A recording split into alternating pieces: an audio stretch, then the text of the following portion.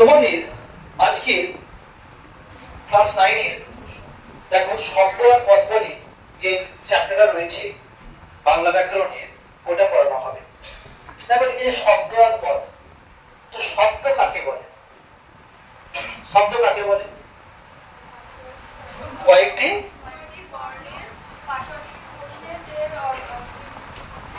বর্ণ বা পাশাপাশি বসে যখন এটা অর্থ তৈরি করছে তখন তাকে বলা হচ্ছে শব্দ। আবার বাক্য কাকে বলে?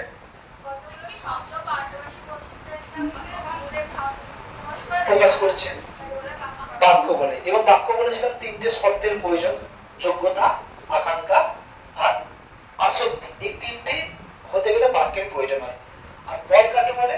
বিভক্তিযুক্ত শব্দকে বলা হচ্ছে পদ। বিভক্তিযুক্ত শব্দকে আমরা কি বলবো? পদ।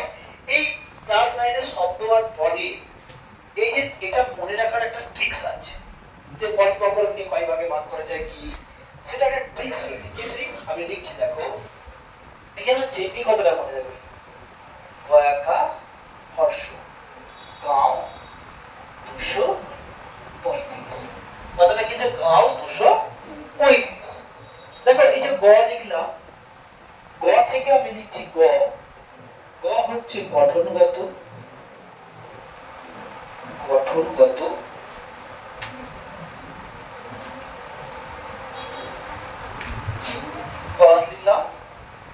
গঠনগত।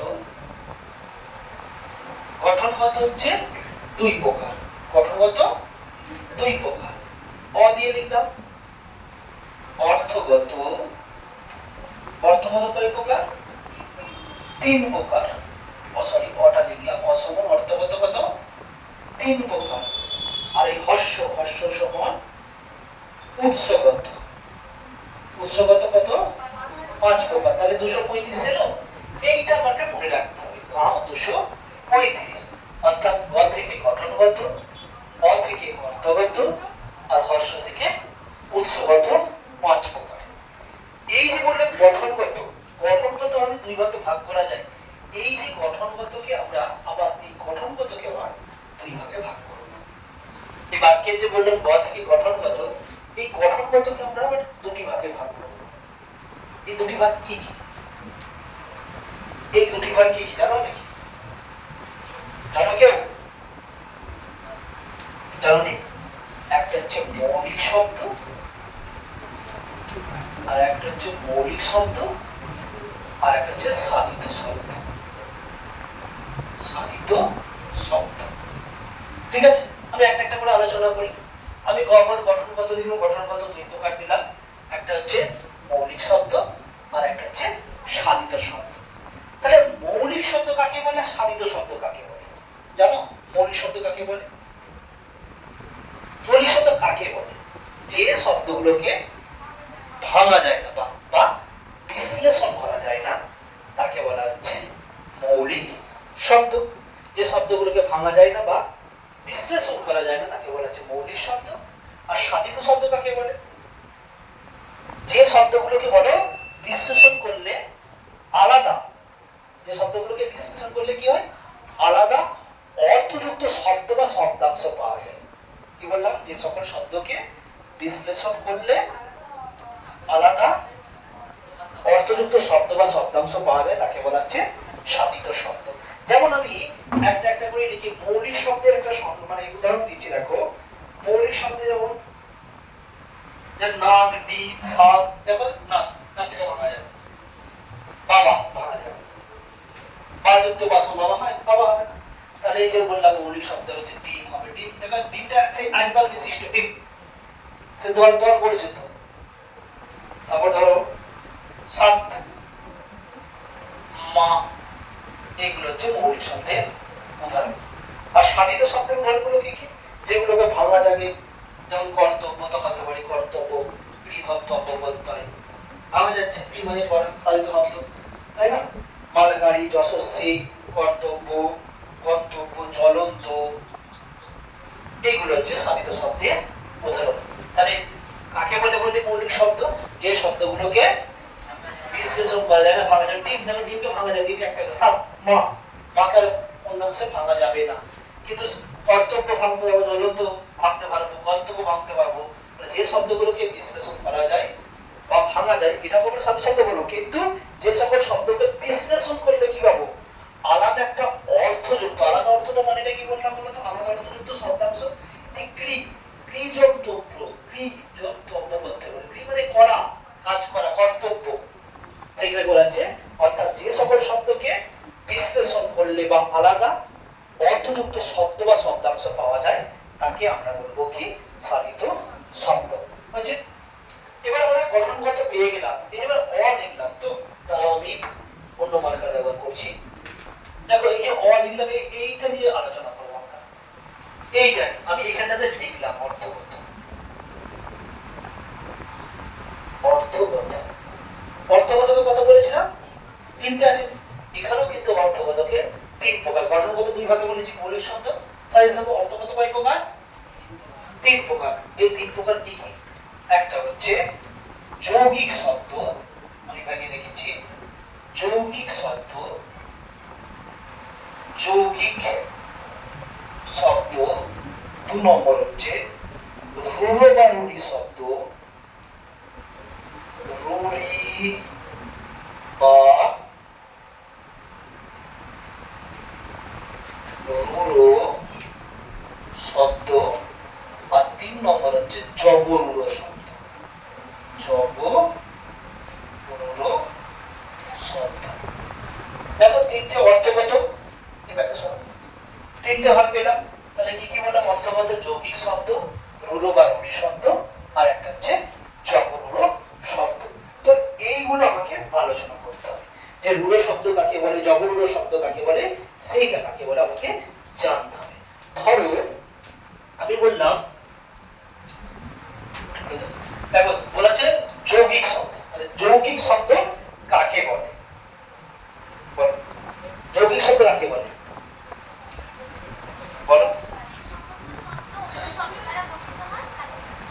আচ্ছা, আর কেউ, আর কেউ, যৌগিক শব্দ, আচ্ছা ভেরি গুড।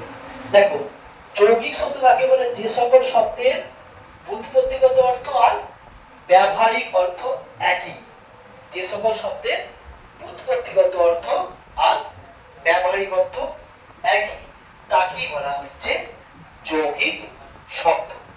আর কি রূঢ় শব্দ বা রূঢ়ি শব্দ, ব্যুৎপত্তিগত অর্থ আর প্রচলিত অর্থ, ব্যুৎপত্তিগত আর প্রচলিত অর্থ আলাদা, তাকে বলা হচ্ছে কি রূঢ় বা রূঢ়ি শব্দ। আমি এক্সাম্পল দিচ্ছি, আপনাকে বলে দিই সংজ্ঞাটা, তারপর বলেছি। জবরূঢ় শব্দ কাকে বলে, জবরূঢ় শব্দ কাকে বলে বলো।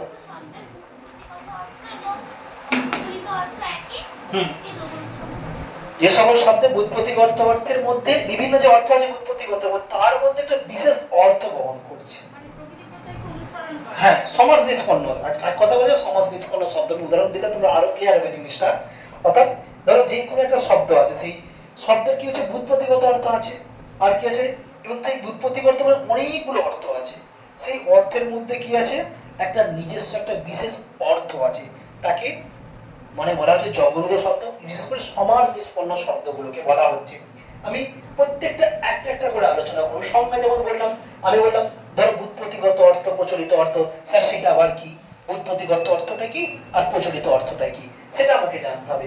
ব্যুৎপত্তিগত অর্থ আর প্রচলিত অর্থটা কি, ধরো আমি বললাম তোমাকে যেমন গায়ক, গায়ক কাকে বলা হয়, গৈহাতুর নক্ষত্রান সমান গায়ক, গায়ক কাকে বলে, যে গান করে, গায়ক কাকে বলে, গৈহাতুর নক্ষত্রান, গৈহাতুর নক্ষত্রান গায়ক বলা আছে যৌগিক শব্দের মধ্যে।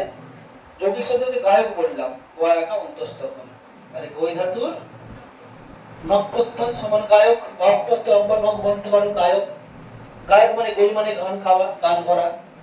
তারপর ধরো বলছে মালগাড়ি, মালগাড়ি, মালগাড়ি যে গাড়ি চালায়, মালগাড়ি মাল বহন করে তাকে মালগাড়ি বলা হয়। তাহলে এর ব্যুৎপত্তিগত অর্থ আর প্রচলিত অর্থ দুটোই কিন্তু এক, মানে ব্যুৎপত্তিগত প্রকৃতগত যেটা অর্থ আর প্রচলিত অর্থ সম্পূর্ণ এক, তাকে বলা হচ্ছে কি শব্দ, যৌগিক শব্দ। আরো উদাহরণ আছে, আর কি উদাহরণ বলো, আরো উদাহরণ আছে বলো। মালগাড়ি, বৃক্ষ শাখা, রাখাল, গোলাপি, গোলাপযুক্ত এই গোলাপি, এগুলো সবই হচ্ছে যৌগিক শব্দের উদাহরণ।